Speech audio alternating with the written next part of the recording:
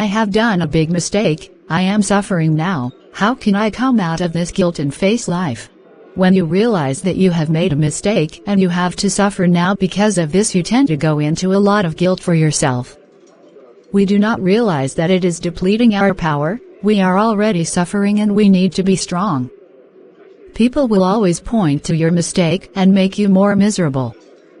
In this situation, you should replace guilt with compassion.